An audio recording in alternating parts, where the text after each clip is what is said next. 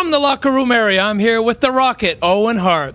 Owen, things are really going your way these days, aren't they? That's right. You know, Raymond, 1992 has been a great year for High Energy and PWR and myself, and I think 1993 is going to be a lot of fun, and I hope for a lot more success in the future. Very good. It's a known fact that the WWF champion, Bret the Hitman Hart, is your brother. But you must be concerned that at the pace that he is going, he will burn himself out. Well, that is true, Raymond. Bret is working at a very hard pace, but he is WWF champion, and I think that's expected of him. Just like myself, we always try to give 100% and be the best we can be. Owen, I have to ask you this. I heard that when you were a youngster that your father used to take you downstairs to the basement, which you referred to as the dungeon, and that's where you learned how to wrestle. Is that true? That is true. There's 8 boys in my family, and my father always wanted a wrestling background in all of his sons. So he'd get us down in the basement, and sometimes I'd wrestle Bret, sometimes it was another brother, as long as I didn't have to get my dad, because he was the best wrestler around, and I sure didn't want to get in there with him. Obviously, your father was a big influence on you and on Bret. Hey, Rocket, your daddy teach you that one, man? Oh! All right.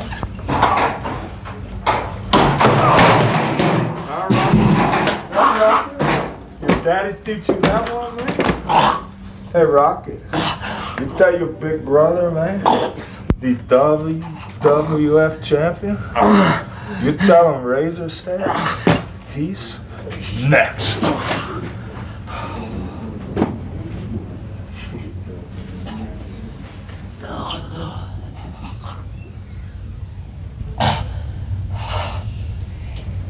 I am absolutely appalled by the underhanded actions of Razor Ramon. With the Royal Rumble just 2 weeks away, I can't help but feel there's going to be hell to pay in this one. Right now, let's hear from World Wrestling Federation champion Bret the Hitman Hart and the man who so viciously attacked his brother, challenger Razor Ramon. Oh, Hitman. Razor understands you're a little upset because I slapped your little brother around? It's personal now, Chico. Yo, Bret Hart at the Rumble, Chico, you're next. Let me tell you something, Razor Ramon. This won't be the first time that I'll have to pound out some bully for picking on one of my little brothers. But let me explain something to you, Chico. When you step in the ring with me, the excellence of execution in the Royal Rumble, I'm gonna show you that I'm not just a good wrestler, that I'm a tough fighter, and I'm gonna pound the daylights out of you.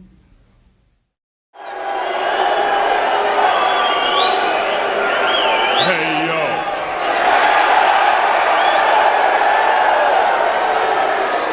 Let's get it out of the way right now. It's survey time.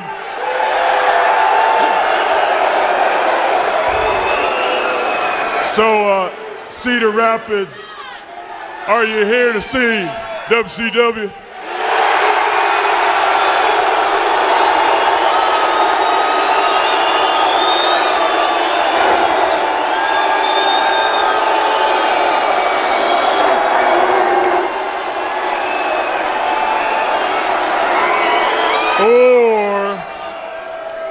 Or is everybody in Cedar Rapids here to see the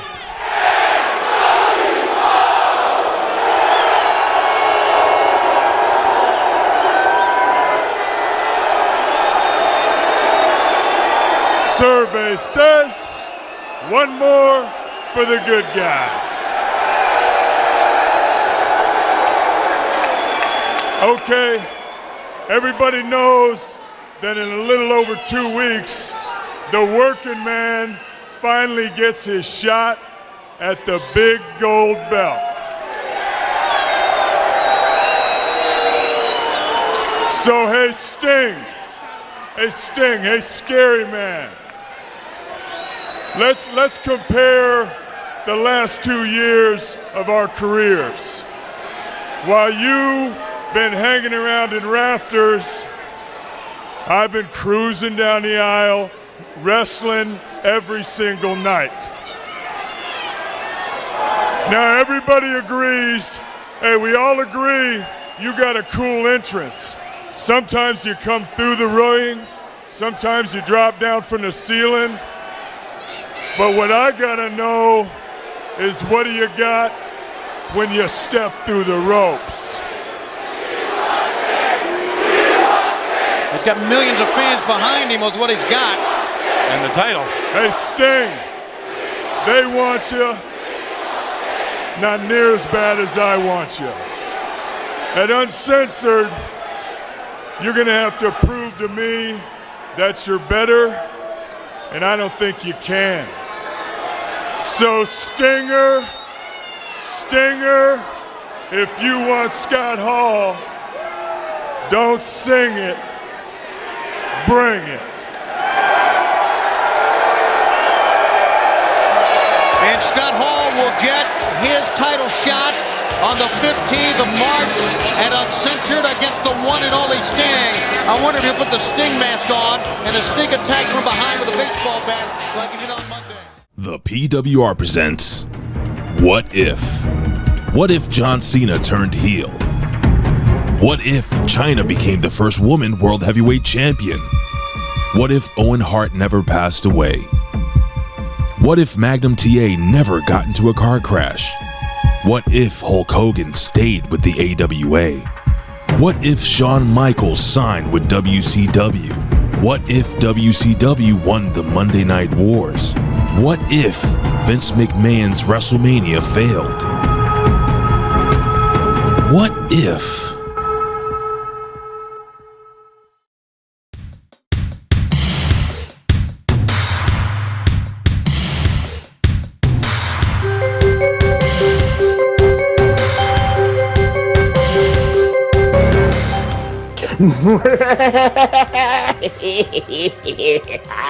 What is going on there, Reflectionites? What is going on to the dispensary HAMINites? What is going on to the PWCites and all the ites all over the world? And I am laughing so evil. You know what? I'm laughing so evil because when this recording drops, it will be my birthday week and I will be 48 years old. When this recording drops, President Donald J. Trump has been 100 plus days as the president. And we're still alive. You know, the world hasn't blown up yet, but, you know, I'm still waiting for Independence Day or Final Contact or whatever those movies will happen. It'll be on Chunk Watch. But anyway, neither here nor there. But welcome to the PWR podcast here at the HAMIN Media Group at PodBean.com. And welcome to a very special What If edition of the PWR podcast, and we'll get into it in a couple of seconds. But if for the video Reflectionites on my YouTube channel, you already know what we're talking about because you can see it on my picture screen. But before we even talk about it, I must introduce myself because I am vain like that. I must introduce myself because, again, by this recording, I'm going to be 48. I got to get younger. I got to get sexier. I got to get more glorious. I am the most magnanimous one. I am the most effortless one. I am the most nostalgic one. But like I said, I am the most glorious one. The only objective man in this YWC probationary solitary confinement PWC punditry. The only objective man in this Twitterverse. The only objective man in this, well, this is our last Skype recording. I am so disgusted about that. We are going to do a proper funeral eulogy for the Skype app. But anyway, we'll do that in about a couple of seconds. I am the Professor Chabebe Cruz. And I'm not here alone. No. I am here with my brother from another mother, the conservative liberal, the liberal conservative, dum-dum doing idiot song, the iron stomach one, Dr. Frickenstein, and the undisputed, undeniable Detroit Rock City Universal Heavyweight Champion of the world. But for this week, because he's wearing a Washington Capitals jersey, he is the, Jesus Christ, not during my introductions, please. He is the Washington, D.C., United States Heavyweight Champion of the world. Woo! Tommy Wonder, how you doing, my friend? I was staring at this belt and almost grabbed it. And then you said, the United States heavyweight champion. So I was like, I have to now. Well, it's apropos. You're wearing the Capitals jersey. Alex Ovechkin is the goal point leader. He's in the Capitals are in the playoffs. So it's apropos.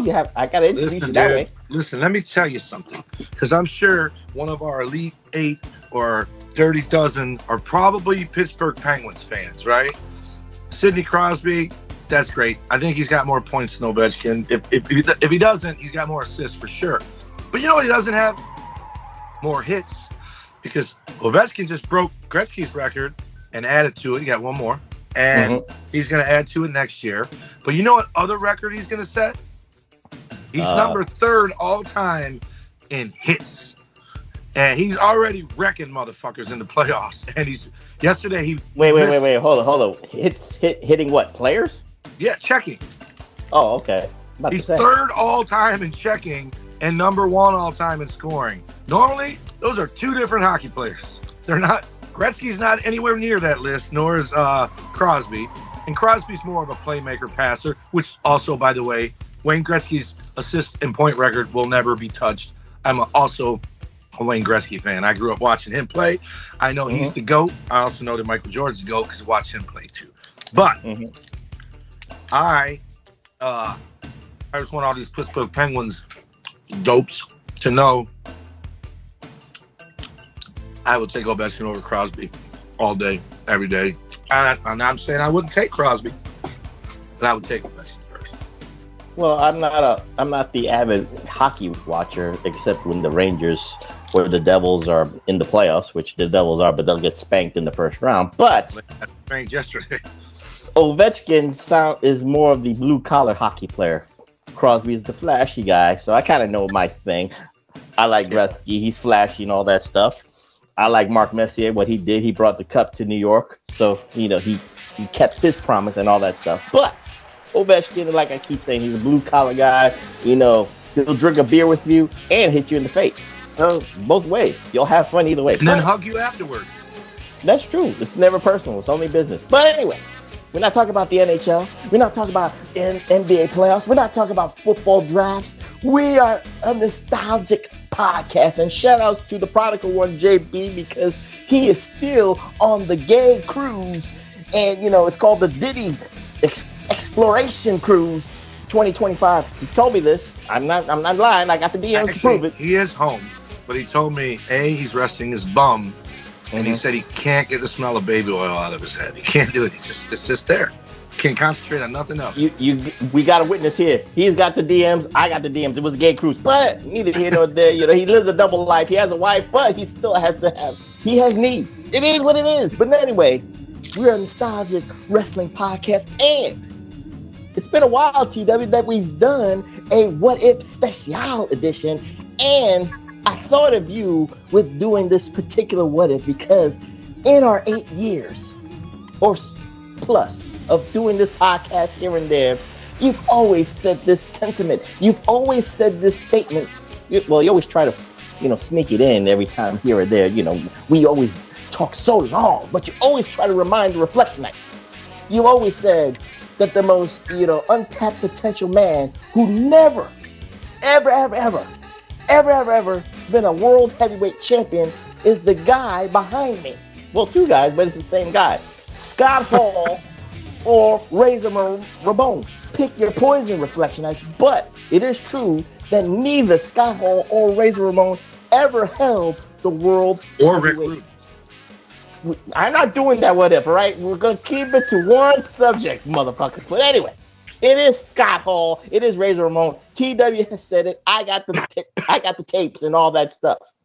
But before we get into this what if edition, Reflectionites, I just want to do this, TW, because you know how all the kayfabe commentaries always talk about Scott Hall not being that heavyweight champion and not having a reason. And everybody has their own kind of like conspiracy theories about why he was never the heavyweight champion. Well, we are the PWR podcast. We have to chime in on that delicate reason too. So I'll go first because let's do the realistic thing. The realistic thing about why Scott Hall, Jesus Christ, TW, every time I record, it's either you're eating You belching, you drinking. That was an inner belch. I didn't even use I my heard it. I heard it, motherfucker. But anyway, I'll fart next.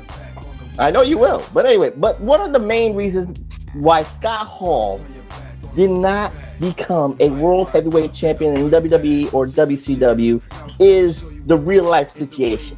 I think we all can agree, you know, the man was gifted. He had a wrestling mind. But when he was laser focused, he is one of the greatest, you know, minds in the wrestling business.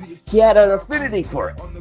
He know how to tell a story. He had a great work rate. He wasn't flawless like Bret Hart, but he had great damn matches if you will.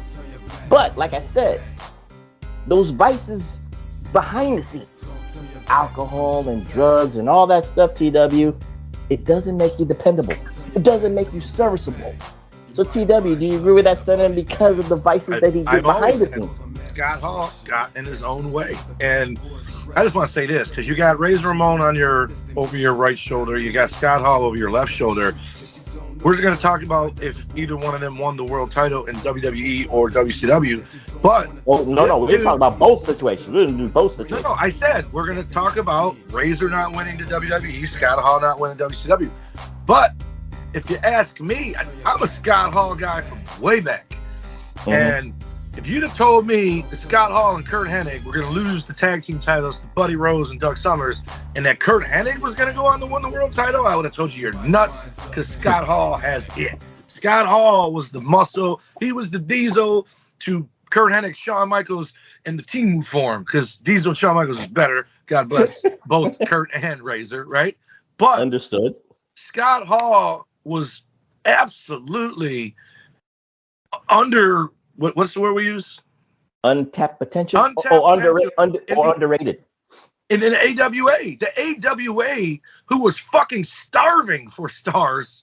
Like, yeah, we didn't know what kind of star Scott Hall could be. Not only in AWA, but his first run in WCW. I don't know if you remember this. You probably do. He started out there as Gator Scott Hall with them fur boots and would do jobs on WCW Saturday night. Then after a few months, they turned him into the Diamond Stud. And it was such a physical transformation that I didn't realize it was Scott Hall for a minute. It was wait, hold on. Let's be honest. You saw untapped potential in Gator Scott Hall? No. Oh, okay. I saw untapped potential in AWA Scott Hall. Gotcha. Big Scott Hall. So when he got to WCW and he's already in the ring and doing jobs, he was usually in a tag team and the other guy got beat. And they talked about him like, that's Gator Scott Hall. Like they were going to do something with him, but he still only was on Saturday night, always lost to whoever he was teaming with against the Master Blasters or whoever the fuck. And I don't think it was the Master Blasters, it was before him. That's because that's Diesel. But I couldn't believe how they fumbled him. Then when they made him Diamond Stud, I'm like, all right, here we go. And there you go. That's untapped potential, and that is what could have been too. So yeah, I agree with that. And then he ends up. I think he left too soon. We can't fault WCW for not using the Diamond Stud enough because he left quick. He was already there as Gator Scott Hall before becoming the Diamond Stud. I don't know if he was even there a year as the Diamond Stud, and then he left. And then, but I've said it to you a million times. There's two guys who I think the pop that they got is second to none in the 90s. And it's Ken Shamrock and Razor Ramon. When they were piping the shit in, but when they announced them and the fucking music hit, whatever show I was watching, whether it was Raw, Superstars, or whatever. And here's the thing, I don't think it was piped in because I watched people jump out of their seats the second that and he came out, and Ken Shamrock was don't forget the pay-per-views too. SummerSlam, WrestleMania, Razor Ramon got it. The reason I brought that up is Ken Shamrock. I love him. I thought he wasn't as good as Angle was right out the gate, but I think Ken Shamrock was pretty damn good. But he's not on my list of people that didn't win the world title that should have. Right? If he did, he did great. Fucking don't talk to me about the damn TNA bullshit. NWA TNA, it still counts as a heavyweight champion. But anyway, I don't count the UWF, motherfucker, so I'm not counting that. You should. But anyway, let's not derail. Because, but I'm saying, Scott Hall, what you said at the beginning, Razor Ramon, Whether it was the King of the Ring tournaments, whether it was one-on-one with the fucking kid, he made the 1-2-3 kid a star in that match. Whether he worked Brett, Sean, it didn't matter who he worked. Scott Hall was always on people's list. Like, there was no doubt he was winning an Intercontinental title because that was the worker's belt, right? And he did. And it's insane to me that he was never WWE World Champion. Yeah, it is insane. But again, like I said, the behind the scenes, probably Vince was a little bit taken aback with the drinking and with the drugs. Could he be dependable? Could he be serviceable and do all the duties of being the man with the belt? So that's one issue.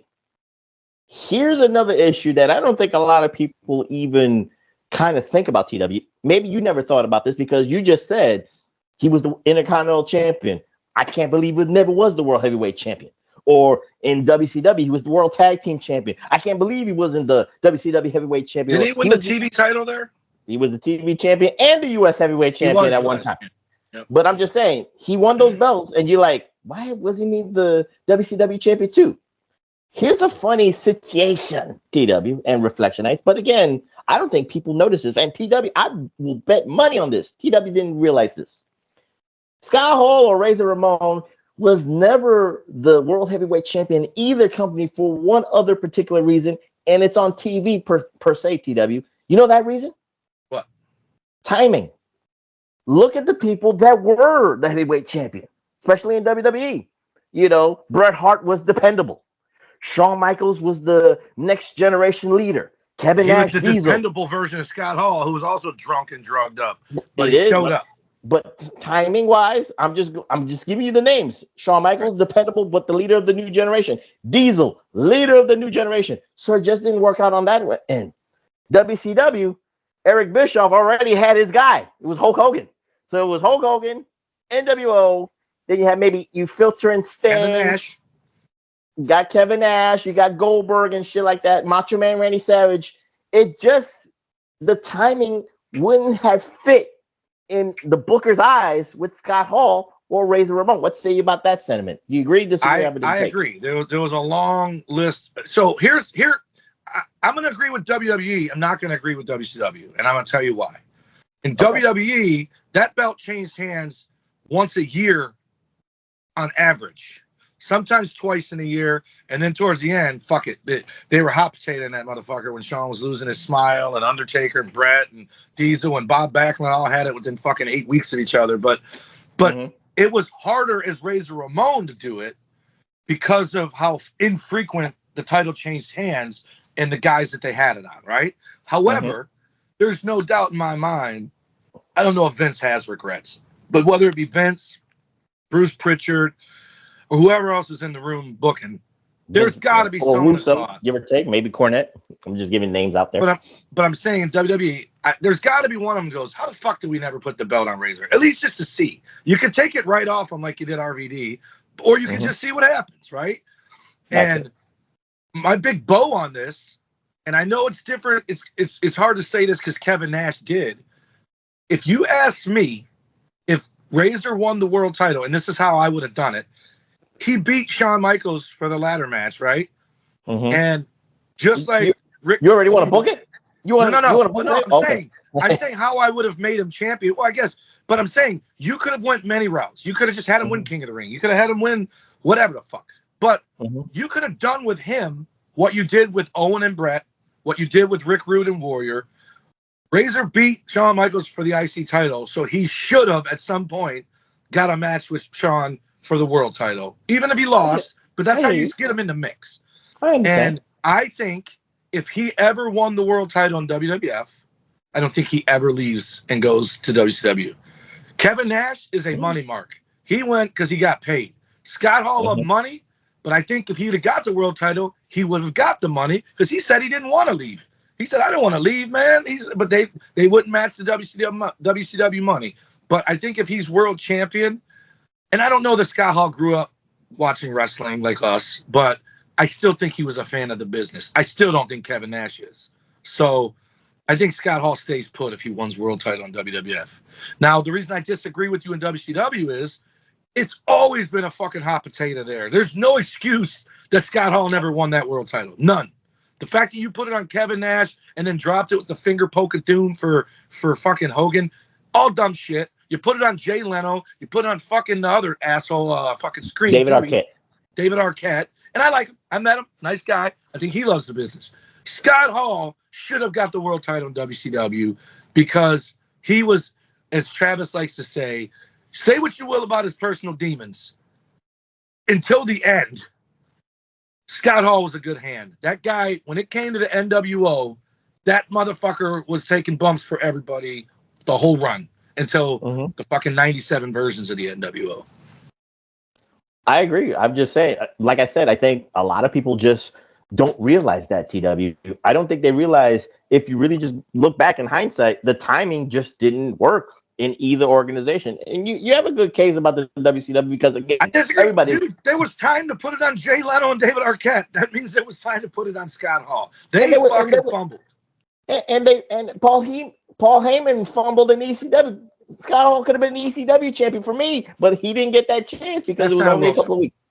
Shut up! It is. That's like NXT. It is. By the way, I wanted to ask this question a couple different times. How many NXT championships does Charlotte have? 1? 2. 2. And they're counting them motherfuckers towards her 14-time champion? You got to. No, that's not a world title. That's a motherfucking Florida heavyweight championship is what that is. And ECW's is a Philadelphia heavyweight championship. And it World is not Class a Philadelphia Texas heavyweight championship. Those are not world. And UWF is motherfucking Carolina heavyweight champion. And what's the other one you try to call a world? Oh, fucking Tennessee world heavyweight champion is TNA title. Jesus Christ, you are ruthless. I'm just telling you, we can't disrespect the words world title. AWA, WWE, NWA, WCW. I will even fucking call AEW a world title now because they at least defend the motherfucker in Japan and the US. So I will give them world title status. I don't think they're going to be around much longer, but I'll still call it a world title. Those other titles were defended in Japan. But anyway, let's get into this special What If edition, Reflectionites. And again, it's a what if Scott Hall and Razor Ramon became the world heavyweight champion. So TW, the choice is yours. Which one do you want to start first in looking and changing history for the better? WWE or WCW? It's WWE, man. It's the one that should have been. I'm not even mad that he didn't win the WCW world title because it's damn near borderline not a world title. So I'm just saying it's a democracy. I said it with a straight face. No, it's WWF, man, because I think it should have happened. I think him beating Brett, him beating Shawn, him beating Flair. Like, I mean, I don't want him to win the world title from Flair and stop Brett from winning it. But once Brett won it and Flair got it, well, no, Flair got it back from Savage. So fuck, man, he probably should have won it from Flair instead of Savage. And I love Savage, but that dude was 107. Again, you're giving us the people that got in the way of that dream of Razor Ramon being the champion. But we have to create a situation, or we have to create a scenario that makes the best sense of the world. So I'll go first. The ladder match with WrestleMania 10. Yes, 1994. So that's fucking 2 years after Macho Man won the world title. Yeah. So, no, Macho won it. Yeah, he won in 92 after the Rumble. So, damn, Shawn didn't get in the world title picture until 95? Yeah. Damn, I felt like Shawn was right in there after Brett. Brett's 93, right? He got a world title match in 92, but everybody knew that he wasn't going to win the world title because it was too early. That's what the problem. That's what it was. Against Brett or against Flair? Brett. Survivor Series 93. No, he won it in 92. Oh, that's right. Flair won the world title at the Rumble 92. He came in December of 91. I was thinking December 92, left in 93. Don't Brett won change. in 92, and Brett didn't, and Shawn didn't get in the world title until 94, 5. He didn't get the main event in 95, but then he didn't win until 96. But anyway, we're not doing HBK. We're doing Razor. No, I'm trying to figure out where. So I think, absolutely, Razor should have got in there soon because Razor was He came in 92. Late 92, yeah. Yeah. So October of 92, he debuted. And so when was the first Monday Night Raw? 94. 93. It was 93. That's the one where he lost to 1, 2, 3 Kid, right? During No. That June. was Brett. That was Brett and 1, 2, 3 Kid, the first one. No. You're right. You just said it right. He lost was in 93. Yeah. So probably within 6 months of that, he's a babyface. Yeah, against DiBiase. For the money. And he helped the kid. Mm-hmm. He fucking absolutely should have won the world title before Ray Scott. All right. Forget about the realistic ones. I'm trying to get a scenario here, man. This is the Reflectionites. Wait a minute. Hold on. This is the first what if that TW is actually thinking about the real life shit that happened, and now I'm trying to create a different situation. Because you're trying to erase Brett and Warrior. No. Annals of history. I'm not trying to erase history. I'm just trying. This is the funniest shit, and I'm trying to create a scenario for you. But I'm trying to slide him in there in place of somebody. It's too early to put him in there over Macho Man. Let me give you a scenario that works because you already kind of said it, right? I'll fix it. Okay. Now the best scenario for Razor Ramon is like you said. He's already the Intercontinental Champion. He's the Workman's Champion, all that stuff. He can have the war. He already had the wars, Diesel, HBK, and all that stuff. We already, and you know where I'm going with this. The ladder match solidifies everything for Razor Ramon. The ladder match and HBK, they go to the next level. They were mid-carders, and now they're semi-main eventers and all that stuff. He is made. They're both made and all that stuff. You just said it. So within that realm, if you will, because from that point on, from WrestleMania 10 in 1994, you could either choose your poison. You could either say HBK wins the belt no matter what. You could say, let's just say hypothetically, HBK wins the belt. But people say with Razor Ramon, you got my respect. You're on the next level. So you can pick your poison because what you had in 1994? You had the King of the Ring. You can do him going out against all odds, but then you kind of slide out Owen Hart in that bullshit. I'm just saying, you have to pick your poison. Maybe he lives. That too. So you can have the option of Razor Ramon being the King of the Ring in 1994 and then establishing himself as the number one contender to the heavyweight champion if it's Bret Hart. Respect factor, because then you kind of like going back to the 93 Royal Rumble where he got the shot when he was the heel and it didn't work out. But now you can build on that history. Maybe you could actually make it a little bit sooner that Bret Hart kind of like turns maybe a little heelish, if you will. I'm not saying full blown heel, but kind of like blurring the lines between Canada and United States, and then Razor Ramon somehow, some way becomes the defender of America. I'm just giving you one of the situations, Reflectionites. Maybe we'll see where TW goes with that. Or option B would be you carry on him, maybe he's chasing the World Heavyweight title. Maybe he is feuding HBK, trying to get back that Intercontinental title and comes up short. But oh God, did you fart? Did you fart? I told you I was gonna. Jesus Christ. Welcome back, TW. We've missed you. But anyway, the next option would be, hold up, don't fart again, would be Royal Rumble 1995. You have him win it since HBK is already the Intercontinental Champion, and he's doing that. Maybe Bret Hart or Diesel's the champion. Who knows? I don't know how you want to play that game. Maybe HBK and Diesel is controlling the world as the top heels over strong. Diesel's the heel champion. Razor overcomes the odds in 1995 Royal Rumble, and Razor gets the main event slot at WrestleMania 11. You never know. I'm just giving you those options. Which way does the option work for you, in your humble opinion? So, when was the 94 was the ladder match? Mm-hmm. And 95, Shawn wins the title. No, 96, Shawn wins the heavyweight title. That was boyhood dream shit. Mm-hmm. All right. So, Shawn wins it, boyhood dream. He's a babyface, right? Mm-hmm. I think, because now Scott Hall's a babyface, Razor. I think he challenges him. Like we got Bulldog Brett.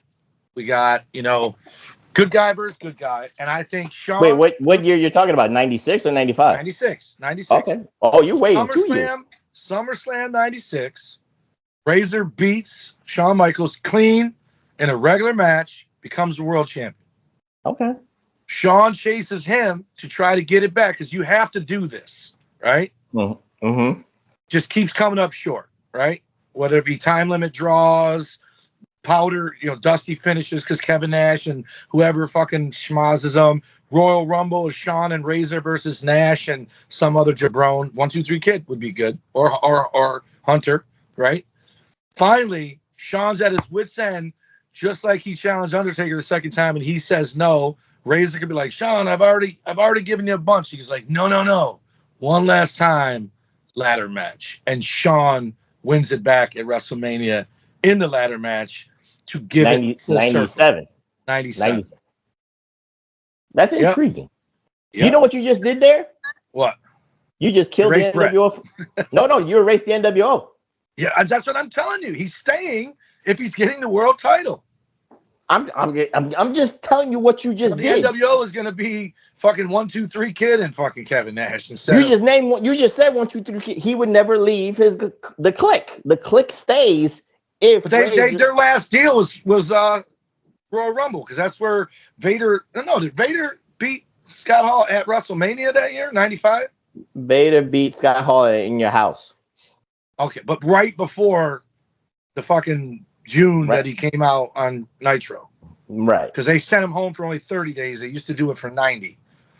I'm telling you, Scott Hall, he always said he wasn't a mark for the belts, but I still think there's nobody nowadays, all bets are off. But back then, if you're in the business, you want that fucking title. There's guys who know they're never going to get it, but if you came up to them and said, hey man, we're going to put the belt on you, motherfuckers were like, what? Okay, what I got to do, right? He was a mark for the money.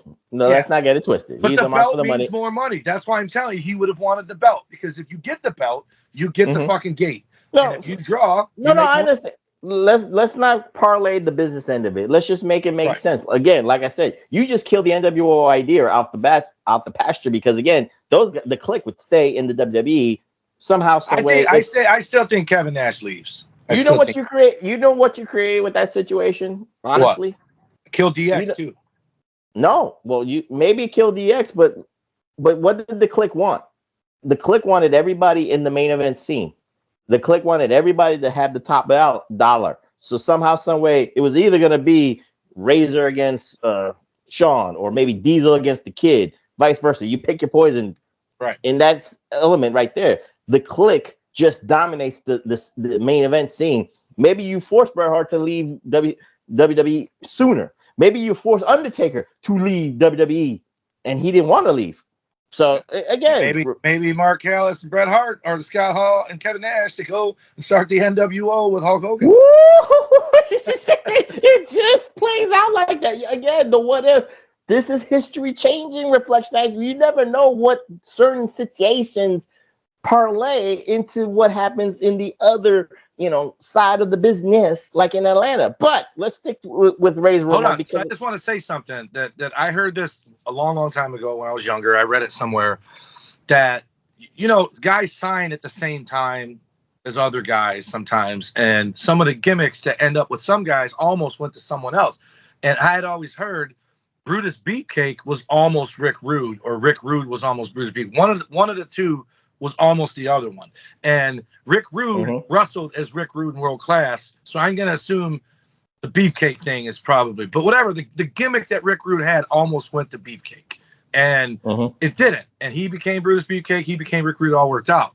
I know for a fact, and I don't know if you know this, but when Edge first went to WWF and they were talking to him about names, and I heard this from him, he was offered all these different names, and he tried to get the Val Venus gimmick because he's like, look, man, I already wrestle with Sexton Hardcastle. You don't even have to change the name.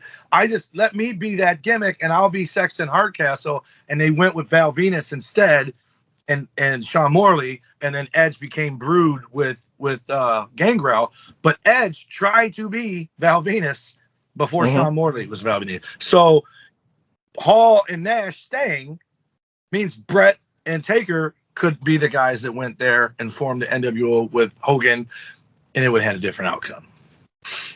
Again, would it be successful? Would it have changed the course of the wrestling business? We don't know. Again, this is just one of those what ifs that just makes a lot of sense. And again, we're just being realistic here because the dominoes fall with Razor Ramon in our situation, Reflectionites, as the WWE heavyweight champion, because the Click stays, the Click has a power play, and the Click's happy making all the money, and then everybody else might get disgruntled and all that stuff. Maybe, Vince McMahon has to make some tough financial decisions too, letting some people go.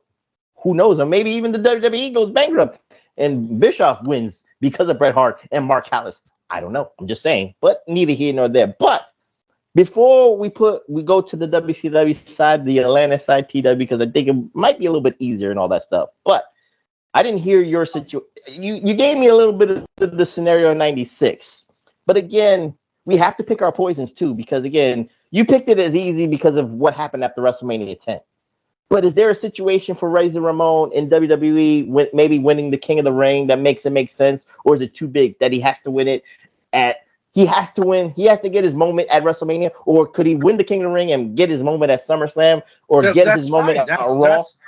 King of the Ring is fine because it's going to be SummerSlam that he beats Shawn for the title in my scenario, because you don't have Bret lose it to Shawn at WrestleMania and then lose it at King of the Ring. He keeps it for 6 months, and I'm pretty sure business was down when Shawn was champion, so it wouldn't have been out of the realm of possibility to put the belt on Scott Razor. But they're gone by then, right? Right. No, but I'm saying like Razor's got to beat Bret Hart. Yeah. Right? Well, that's what I'm saying. Inevitably, it's Bret and Razor at the Montreal screw job, and there is no screw job.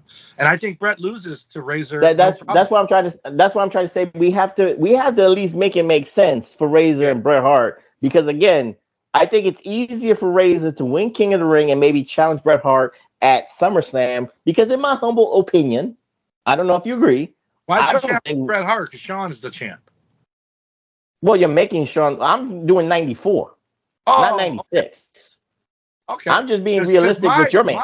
I thought you said I didn't do it in 96, because I think if Razor stays, Razor's a part of DX. There's no doubt about it. We'll put a bow on this. From your situation, what makes it make it better? Because I'm trying to reward Razor Ramon for coming up short. In my humble opinion, in WrestleMania 10, he loses the ladder match, but gains the respect of his peers, gains the respect of Vince McMahon, and Vince is saying, you know what? You're on the next level. We got to see what what you're made of. No, he won the ladder match. That's what I'm saying. I'm saying he loses but gains the respect, and he gets to the next level. Instant redemption is winning King of the Ring.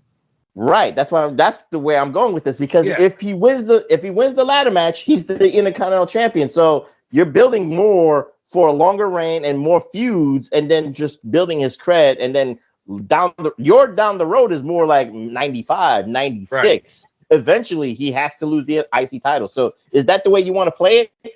Build his Intercontinental legacy? My perfect storm is he beats Razor, beats Shawn for the ladder match. I think they did a rematch at SummerSlam that year, and he won that too. Or did Shawn win that one? He won WrestleMania 10 ladder match, lost SummerSlam 95 ladder match against Shawn. Right, so they did even it up. Yes. And that makes it even better when they fucking Shawn challenged him, because it's the rubber match. You won one, I won one. Let's do it one more time. So I like that scenario, but it also keeps him in WWE, doesn't go to WCW. And again, like it's revisionist history, if you will, but I really, really, really liked WCW before the Monday Night Wars. Like, I was a big fan of Ron Simmons and Eddie Gilbert versus the Fantastics. It's one of my favorite matches ever. I love Brian Pillman versus Liger. I love Brian Pillman versus Brad Armstrong. I loved all that stuff. It was when the Attitude Era and the Monday Night War started where it turned into something I didn't like. They were just shitty. Like the behind the scenes stuff that came to the forefront of the TV, like the idea that you would want to put another company out of business, not just because you want to win. I understand that. But to gloat about it and to make it a mission, and then when you're winning for 83 weeks, just rub it in. I didn't like it. But this is our what if. So there's harmonious respect between both, and they don't acknowledge each other. In a perfect world, they don't acknowledge. You're in your world, I'm in my world, and that's all it is. Yep. So we put a ball on WWE. Yep. You want Razor to build a legacy, and then kind of like, after all these years, kind of moment? Is that the best way for you? I just think it's the best business is you give him the world title by having Shawn versus him one more time in a ladder match.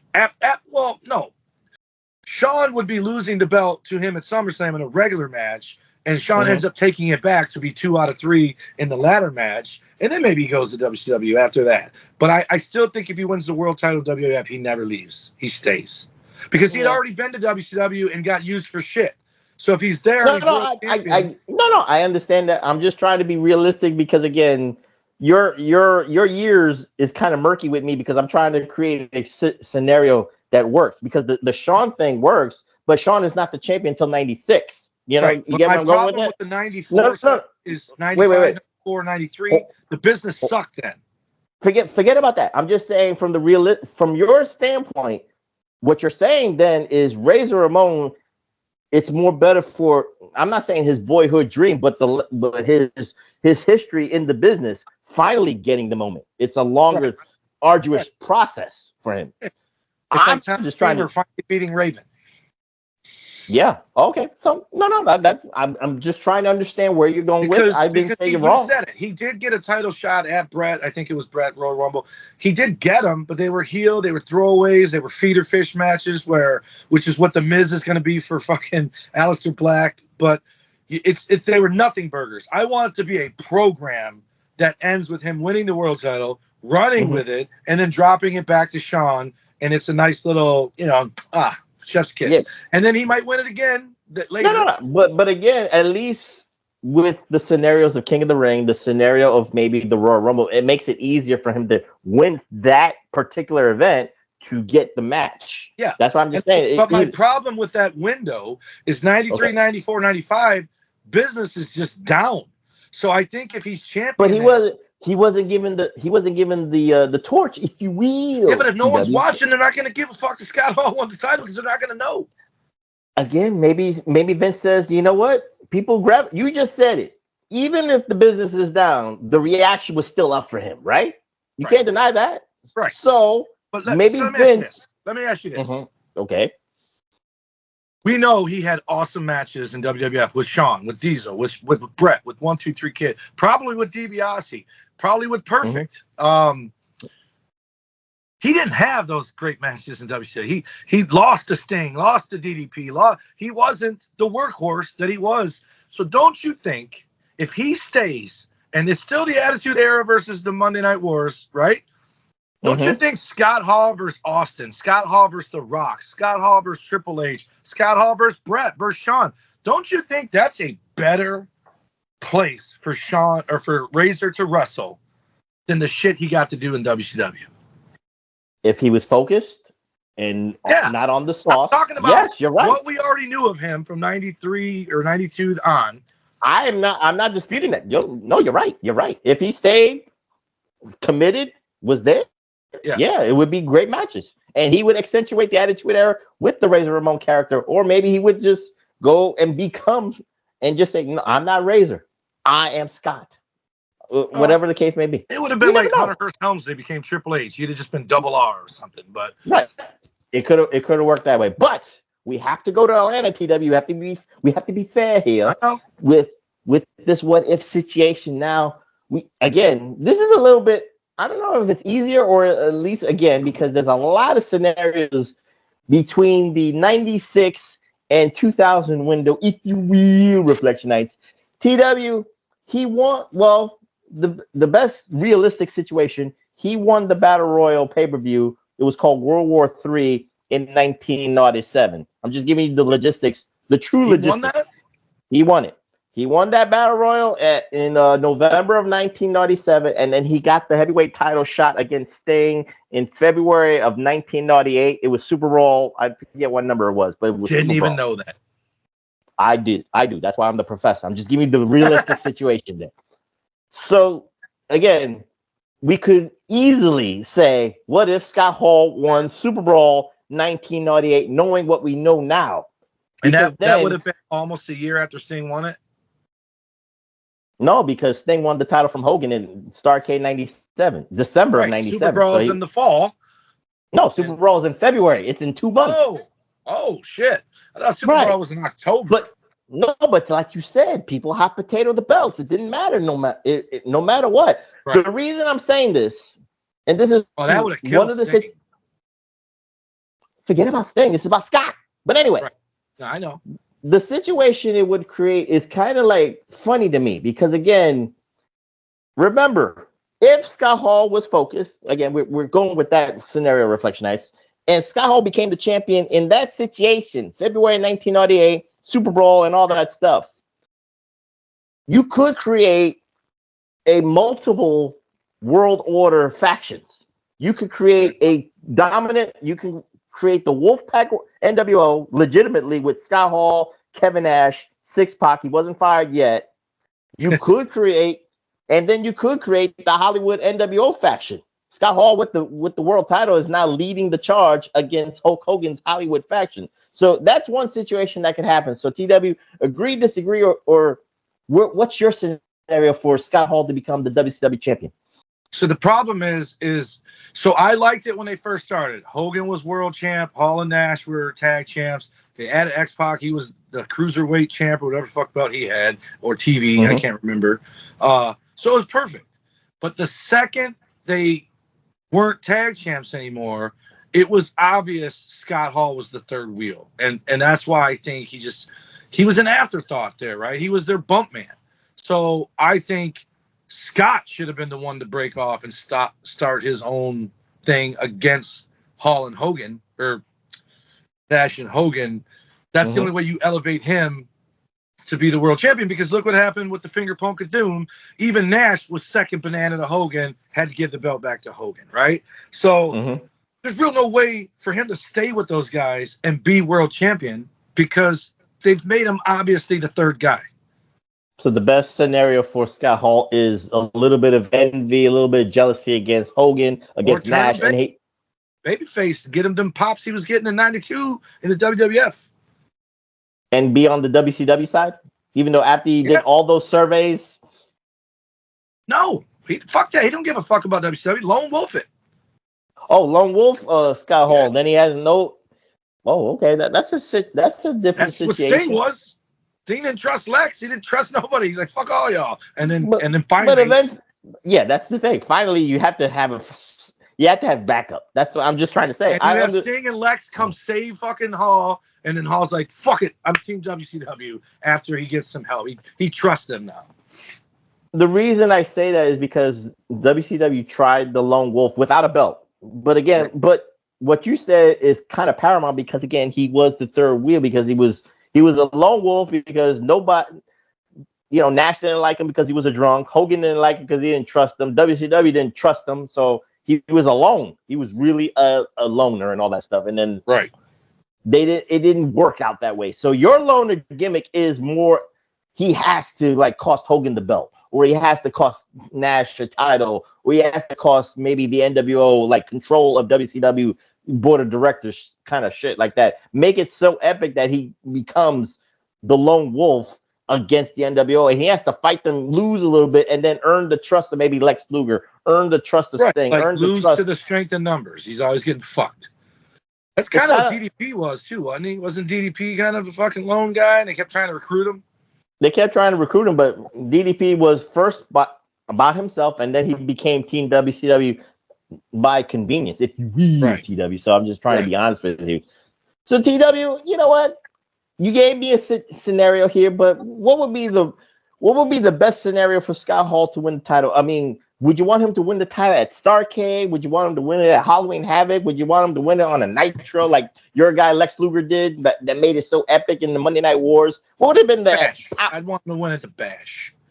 Because American Bash?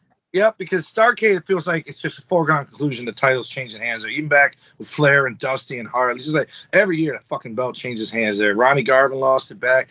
Great American Bash, Sting won it there. I think Luger won it from Barry Windham. But they basically made Great American Bash fucking nothing. And that was their, to me, I never thought of Starrcade as a WrestleMania. I always thought of the Great American Bash as their WrestleMania, right? Which in theory, SummerSlam was their Great American Bash. I just feel like if you have Razor win it, You already got Lex. I don't want to take Lex's surprise win at a regular Nitro. I don't want him to win it at a house show. I'm like, oh, by the way, Scott Hall's champion. I want it to be a big moment. I want it to be fireworks and giving him his flowers. But I think the Great American Bash would be a good spot because it just gets old that every year the fucking title changes hands at Starrcade. It's just no one's expecting it at Great American Bash, so it's going to hit better.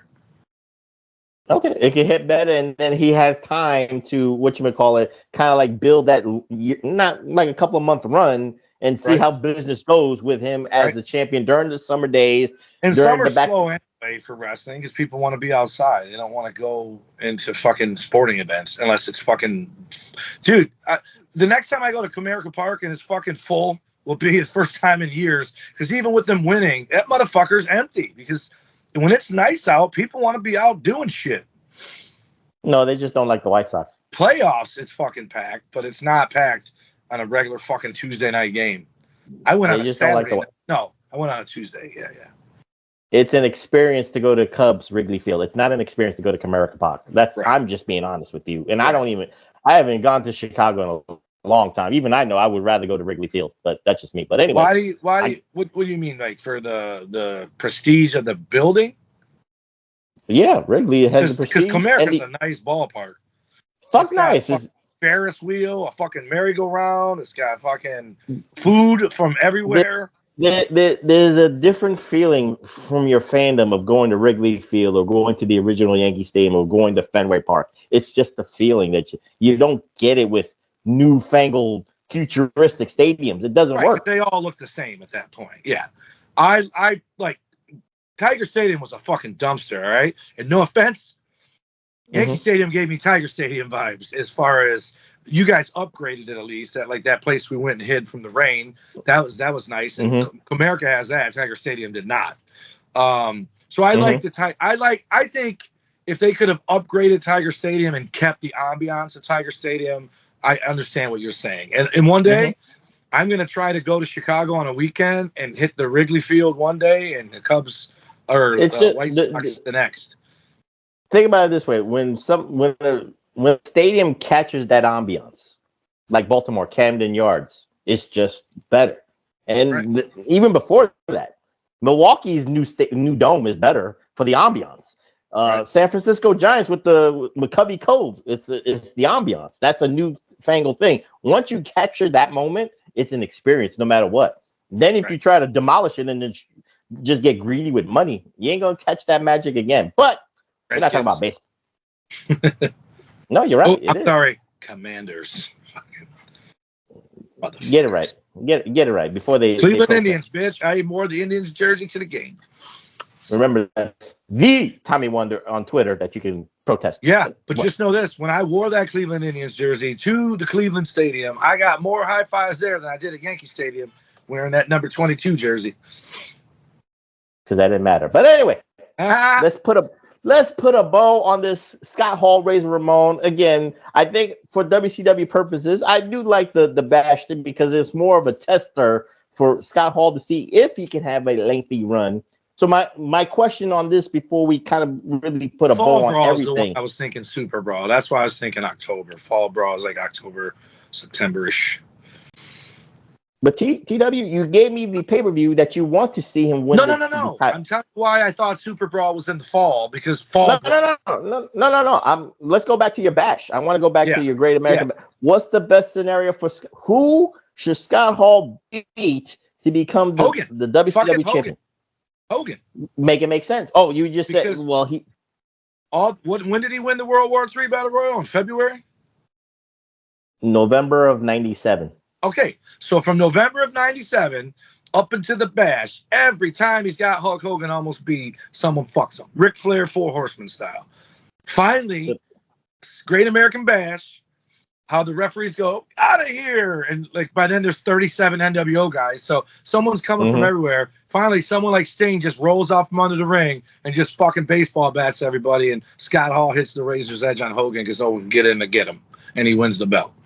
So would it be more of a perfect moment for Nash to see the light and help Scott Hall become the champion, or do you want him to just win it outright himself and defy all odds? Mind that, but Kevin Nash can't be the reason he wins. He can be the reason someone doesn't get in there to. Why not? Because then it taints his win. I want him to win clean. I want him to just fucking outsider edge Hogan, because all the people that are trying to interfere for Hogan, Nash, Sting, and DDP form a wall and stop him, or whatever the fuck, Goldberg, Luger, whoever. Okay, almost lumberjack style. Matter of fact, you could make it a lumberjack match, half NWO, half WCW, and then shockingly, it's Nash that stops Buff from getting in there with the chair or whatever, and then Scott Hall wins because he stopped Buff from interfering. It would be a swerve. And then we'll really get out of here. Would you ever want, with Scott Hall being the champion? Of course, you just said he beat Hogan. Do you want him to defend the title against Nash? Do you want him to defend the title against DDP? Helps him, then Nash is just be his buddy.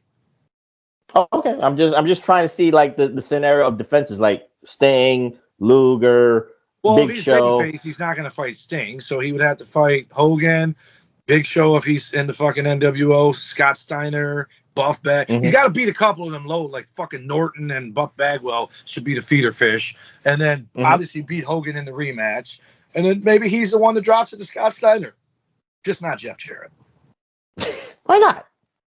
Ain't he great? I want to like Jeff Jarrett, but I can't.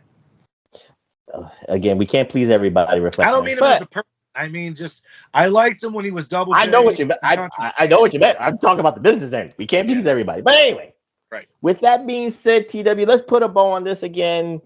You have said it for many years on this particular podcast that Scott Hall, Razor Ramon, should have been a world heavyweight champion, and I agree with that wholeheartedly, 100%. So I guess the question still remains: either organization, can he carry a company with the belt? Can he get the gate? Can he get the buy rates? Does either Scott Hall or Razor Ramon give you all the parameters for the business to boom? If they put it on Razor Ramon when he's white hot, absolutely 100% he can. And at first I thought no for WCW, but then I thought about it. One of the most fucking over things on WCW Nitro was that dude going, "Hey, yo, survey time." So if he does that as a babyface, as a champion, 83 weeks might have been 93 weeks. It might still be going today because he gave them enough foundation that they're still neck and neck, and then there's no AEW, and everybody wins. It's a great, great situation. Okay, there you go. Again, there's no wrong answers when it's what if. We're changing history for hopefully for the better, and that's why I said it's a very murky question. TW, you understand this? I'm just being truthful here. Can Scott Hall be one of those reasons, like a Rock, like an Austin, like a Hogan, like a Cena? Can he join those pillars of people that draw? Could he? I think so. Especially WWE 93, 94, if the business picks up sooner, because otherwise he's taking the blame for it not picking up like Brett did. Which it was not Brett's fault. Just it was the fucking up and down of wrestling. I think one thing this show concludes is Vince McMahon made the mistake of giving Diesel the belt instead of giving Razor the shot. And with that being said... Or he gave Diesel multiple belts. He could have gave one of them to Razor. No, I'm just saying, but he chose Diesel. He chose him as the leader of the next generation. Because he's a fucking mark for the fucking Giants. There you go. And with that being said, we close on this What If edition of the PWR podcast here at the HAMIN Media Group at PowerBeam.com. And you know what? Again, this is the last Skype recording. We had our great moments, TW, of 8 years. Sometimes the Wi-Fi broke out. Sometimes I didn't know what happened. Sometimes TW was in whatever. But anyway, TW was in a car. Sometimes I had to record off my phone. It was those great times with Skype. And now we have to move on. And we're going to have to move on to, I don't know, what is it? Teams? Microsoft Teams? But anyway. Yeah. Hopefully we will get the bugs out the way and we will record on schedule through Microsoft Teams. But I can't guarantee you that. But will I go episodic? We will try. Will I go episodic? Will we do a movie? Will we do a rivalry? We're not doing it. Maybe I might do a what if. I might have another what if. Where's Waldo, but call it Where's JB? We could do that show. Well, we already knew he was on a gay cruise. But anyway. Yeah, healing. I will keep you on your toes, Reflectionites. I will keep you on your toes. So TW, give out those socials so we can finally get out of here. And listen, I just want to say thank you to Skype for being there for the whole 8.5 years. Because it's really, obviously, it wasn't Skype's fault that all that stuff happened. It was power out, or it was, because that's when I did it from the car. The power went out. I went out in my car and did it on my phone. You did it on your phone. Sometimes it was connection issues, but for the most part, Skype's been a very, very cool. And I've done other things with Zoom and all the other stuff. This has been the most easy, simplistic thing, and I hope Teams is just as easy, because the only thing I have a problem with Skype is all the damn catfish that try to fucking join me. Every time I sit down here to sign in, I gotta block all these fucking foreign fake people that are telling me they want to marry me and move to America. That can get out of there. So Teams hopefully take care of that. But the Pro Wrestling Coalition Network sponsors us at PWC Network at podbean.com. Also HAMIN Media Group at podbean.com, and they're also at channelattitude.com. Our X is at PW Reflection. JB is at the P1JB. Travis, I mentioned him. He's at Nuts and Volts PW. That's VOELTZ, not Nuts and Bolts. It's Nuts and Bolts PW. Big Ray's everywhere on the internet at Big Ray Hernandez, and every Wednesday he's live on YouTube with the Next Level Podcast. You can get me on X, Threads, and Instagram at TommyWonder19. Snapchat is #Wonder. Facebook.com/TommyWonder. And then my other X and TikTok are at the Tommy Wonder. And Big Vito and Noel can be found at Big Vito Brand on TikTok. You don't stop. And the early release of the Reflection video, as always, is at Big Ray Hernandez on X. And you can find me on my Blue Sky at pwsprf.bsky.social. You can find me on the Twitter at pw. Don't give me that face. This is for Skype. How do you lead with that nonsense? By Sky, whatever the hell you call it. Dude, is this your dating app? I share the Reflection everywhere. By Sky what? Blue Sky. But anyway, I can be found on the Twitter. Shut up. We're trying to end the show, all right? I'm on the Xer at PWSPRF. That's PWSProf. And if this gets uploaded by that slow-ass motherfucker A-Track Brown, it will be on the PWSO YouTube network. But subscribe to my YouTube channel at DA Professor. Again, I don't monetize. I'm not trying to make money. I'm just trying to share the joy. I'm trying to share the nostalgia with all the Reflectionites out there. Follow my brothers in arms. And you know what? Billy Ray Valentine, he's mad at the world. He's mad at The Rock. He's mad at, everybody. But the professor's happy. But anyway, you can follow Billy Ray Valentine at Obi-Wan You Know Me. And of course, the king of the reaction is A-Track Brown at the #8 TRAC Brown. And again, I don't know what we're going to do next week, but we have to make sure that Microsoft Teams works. So hopefully we get the bugs out of that, and we'll give you episodic. We might give you rivalries. We might do another spotlight, or we might do a what if. But I'll keep you on your toes, Reflectionites. I keep you on your toes. I'm the professor. That's one more thing. Wonderful. One more thing before you say bye. I would like to congratulate the most, what's it called, damn it? Untapped potential for getting signed, and it's apropos. She's wearing her Razor Ramon gear. Indy Hartwell signing with Impact Wrestling, which means her countryman Duke Hudson can't be far behind, baby. Another untapped potential. So I'm happy that Indy got signed to Impact Wrestling. You know that means she's not really signed to Impact Wrestling. She'll be wrestling everywhere else, but it is. And on NXT or something at some point. Why go back? It's almost like going back, and somebody else is cutting the check. She got fucking released. I'm sure she's okay going back. I'm just saying. But anyway, I'm the professor. That's Mr. Wonderful, Dum Doing Idiot Zone, the Iron Stomach One, Dr. Freaking Stein, and the undisputed Detroit Rock City Heavyweight Champion of the world, but also the United States Washington, D.C. Heavyweight Champion of the county. Tommy Wonder, and the fireworks haven't gone off yet. I just seen thumbs up. And we're here to say good night, and we'll see you next time. And I will be happy that we're going on Microsoft Teams, because hopefully the thumbs up and the fireworks and the rain will not be shown there again. Goodbye, Skype. Hello, Microsoft Teams. Peace. Peace.